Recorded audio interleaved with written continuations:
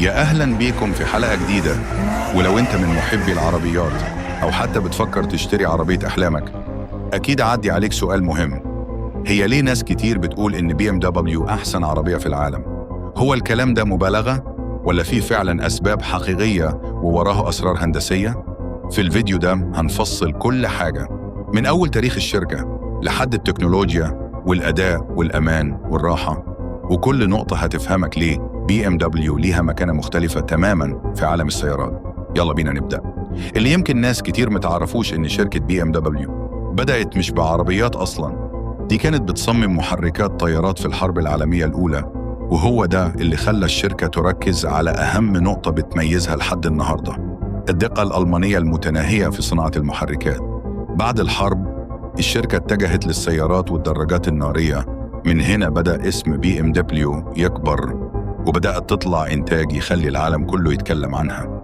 ومع كل جيل جديد الشركة كانت بتحط قواعد جديدة في السرعة، المتعة في السواقة، وثبات العربية على الطريق. أول سبب يخلي BMW مميزة هو المحرك. الناس فاكرة إن الموضوع قوة بس. لا، القوة دي أي شركة ممكن تعملها، لكن الكفاءة، الاستجابة، وسلاسة السواقة دي حاجة BMW أبدعت فيها. ليه؟ معظم محركات BMW معمولة بنظام الإنلاين 6 المشهور بنعومة التشغيل وقوة السحب. التكنولوجيا بتاعتهم دايماً بتجمع بين القوة والاقتصاد. استجابة البنزين سريعة جداً، تحط رجلك على البنزين تلاقي العربية بتسمع الكلام فوراً. صوت المحرك نفسه موسيقى هندسية مش دوشة. وده غير إن BMW بتعمل محركات قوية جداً من غير ما تضيع ثبات العربية.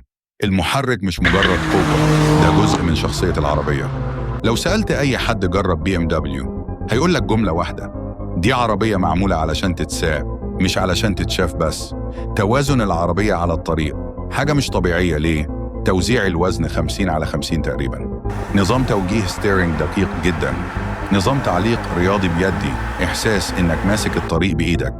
كل حركة بتعملها بتحس إنها واصلة للعربية فوراً. طول عمر BMW بتقول Ultimate Driving Machine، ومش مجرد شعار، ده واقع بيحسه أي حد يجرب العربية. BMW مش بتفكر في العربية كقطعة حديد، لا، بتفكر فيها كمنظومة ذكية تكنولوجيا زي iDrive System، من أحسن أنظمة التحكم في العربيات في العالم.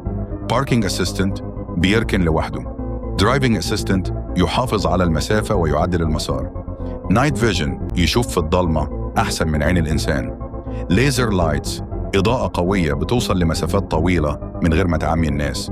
وكل ده معمول علشان السوياق يحس إنه مسيطر على كل شيء من غير مجهود.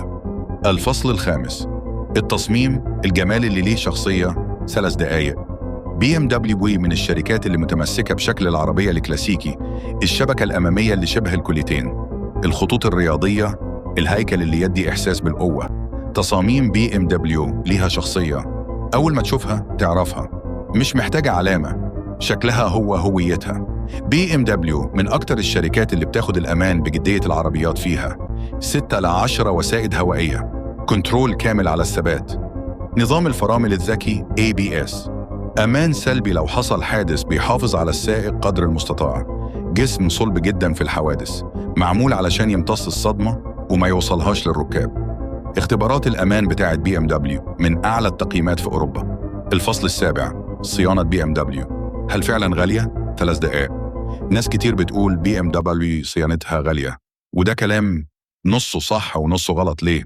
العربية قطع غيارها ممتازة، معمولة علشان تعيش فعلا، فبدل ما تغير قطعة كل شوية، القطعة نفسها بتفضل سنين وبتشتغل بكفاءة. ودي نقطة مهمة، BMW مش معمولة للسواق اللي عايز أرخص حاجة، دي معمولة للي عايز قيمة وجودة مش مجرد سعر. BMW بقت من أضخم 3 شركات سيارات فاخرة في العالم، جنب مرسيدس وأودي، ومبيعاتها مش بس في أوروبا، لا، في أمريكا وآسيا والشرق الأوسط.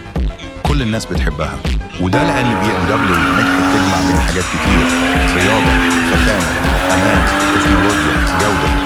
في النهاية BMW مش مجرد عربية، دي تجربة كاملة عربية بتخليك تحس إن كل حاجة معمولة ليك، كل تفصيلة، كل لمسة، حتى صوت المحرك. علشان كده ناس كتير شايفين إنها أحسن عربية في العالم، مش لأنها الأقوى ومش لأنها الأغلى، لكن لأنها ببساطة بتقدم اللي محدش بيقدمه متعة سواقة حقيقية من غير ما تتنازل عن الفخامة والأمان والجودة. لو الفيديو عجبك دوس لايك واشترك في القناة وقول لي في التعليقات إيه أكتر عربية BMW نفسك تركبها. سلام.